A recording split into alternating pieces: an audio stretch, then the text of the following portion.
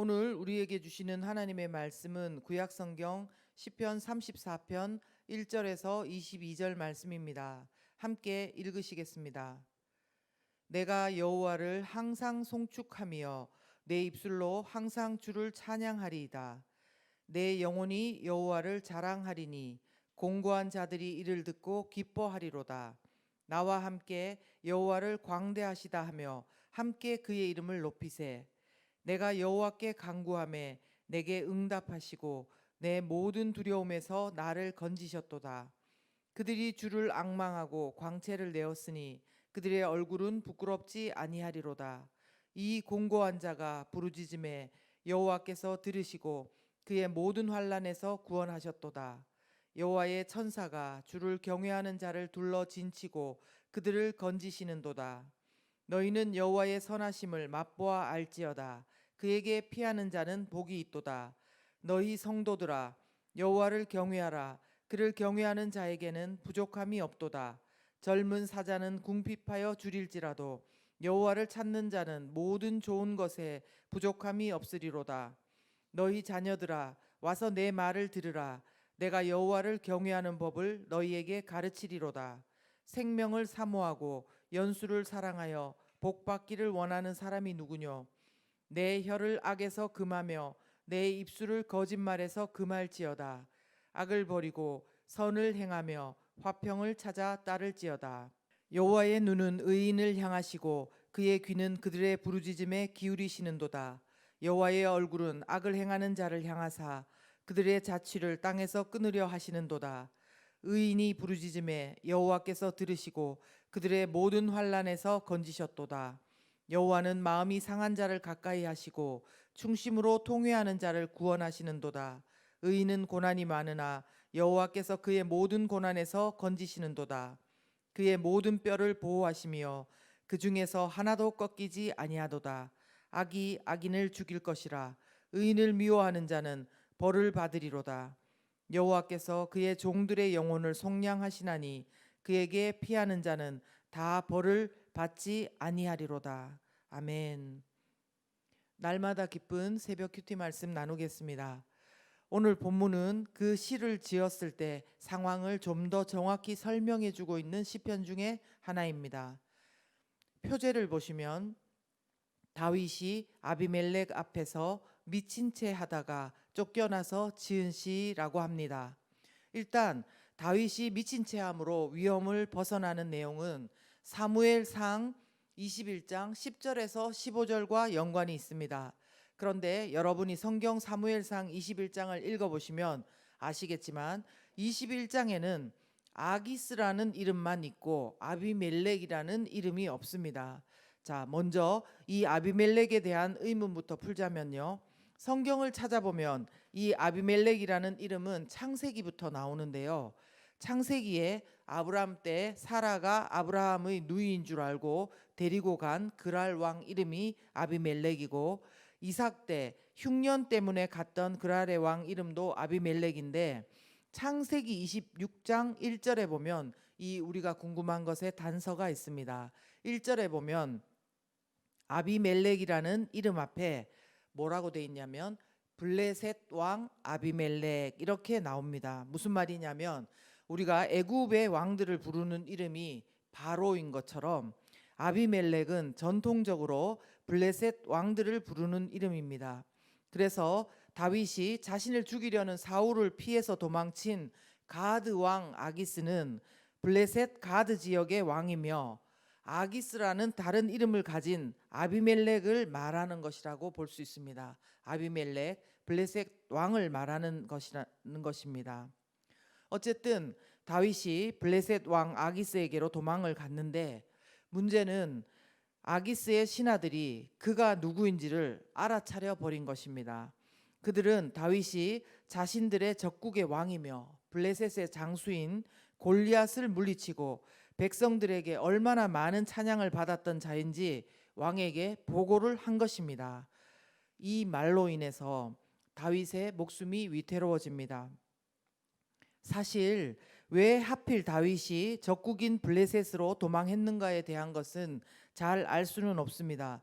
그러나 짐작해 볼 수 있는 것은 다윗이 어느 정도는 사람에게 의존하려고 했던 것 같습니다. 그런데 하필 아기스의 신하들이 그를 알아보았기 때문에 이제 그는 아기스 왕이 몹시 심히 두려워서 목숨이 위험하다는 판단 하에 아기스 왕 앞에서 침을 흘리면서 미친 채까지 했다는 것입니다.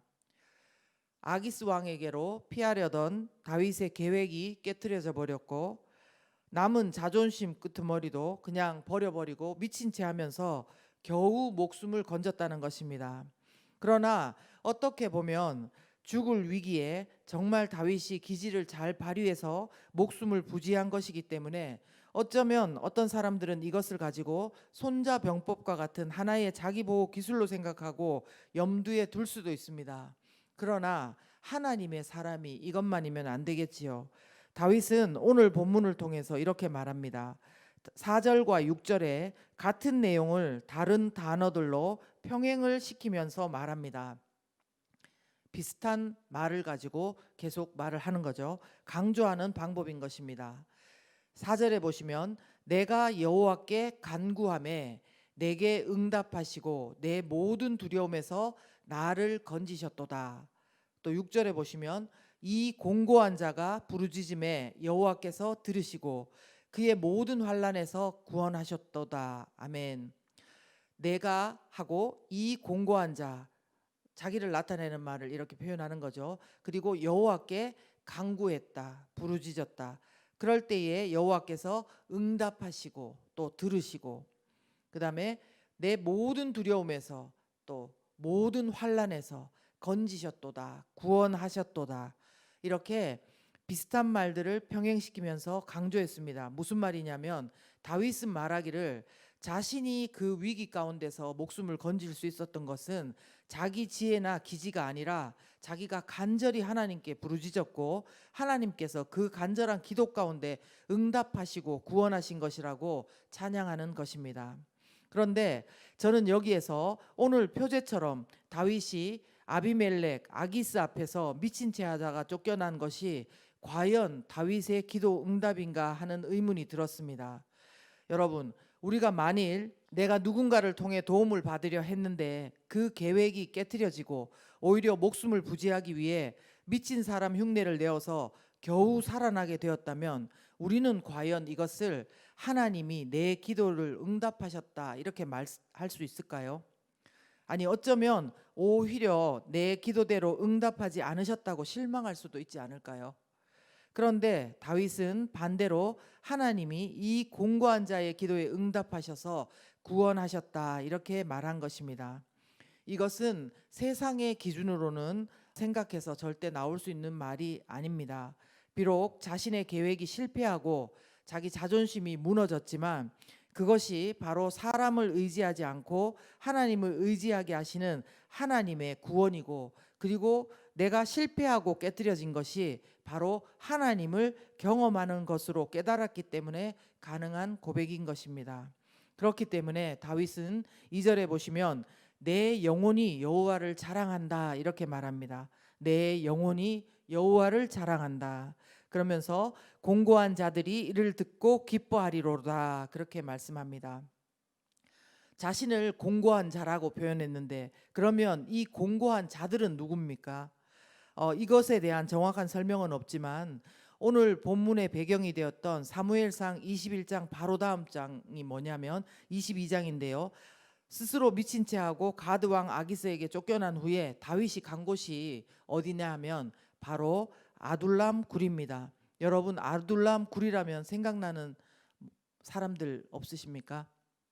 네, 다윗이 모인 그곳 아둘람 굴은 환난당한 모든 자와 빚진 모든 자와 마음이 원통한 자가 다 그에게로 모였고 그가 그들의 우두머리가 되었고 그와 함께한 자가 한 400명 가량 되었다고 사무엘상 22장에는 설명했습니다. 다윗 자신이 공고한 자라고 했는데 그 말은 고통으로 인해 비참한 상태에 처한 자라는 것입니다. 그래서 다윗은 자기와 같은 이런 곤고한 자들에게 이런 말을 해준다는 것입니다. 왜? 그것은 자신이 그 고통을 알고 있고 또 거기서 하나님으로 인해 구원함을 얻고 또 자기와 같은 자들을 향한 긍휼한 마음이 있기 때문에, 사랑하는 마음이 있기 때문에 다윗이 권면하고 도전하는 것입니다. 뭐라고 권면하냐면 7절에서 8절 말씀인데요. 결국은 여호와를 경외하고 여호와께 피하라는 것입니다. 그리고 너희는 여호와의 선하심을 맛보아 알아라는 것입니다. 이렇게 다윗은 자신이 구원함 받은 것에 그치지 않고 공고한 자들에게, 아둘람 굴에 모인 그런 사람들에게 하나님을 찬양하고 전하는 것입니다. 여호와 하나님을 경외하고 하나님께 피하는 자들에게 여호와의 천사가 어떻게 한다 했냐면요. 7절에 보시면 여호와의 천사가 주를 경외하는 자들을 둘러 진치고 그들을 건지시는도다, 이렇게 말씀했습니다. 둘러서 진을 치고 그들을 건지신다는 것입니다. 하나님의 군대가 둘러서 진을 친다면 어떤 세상의 위험에서도 우리는 건짐받을 수 있습니다. 아멘. 그렇죠? 그래서 오늘 제가 만난 하나님은 당신에게 피하는 자들을 둘러 진치고 건지시는 하나님입니다.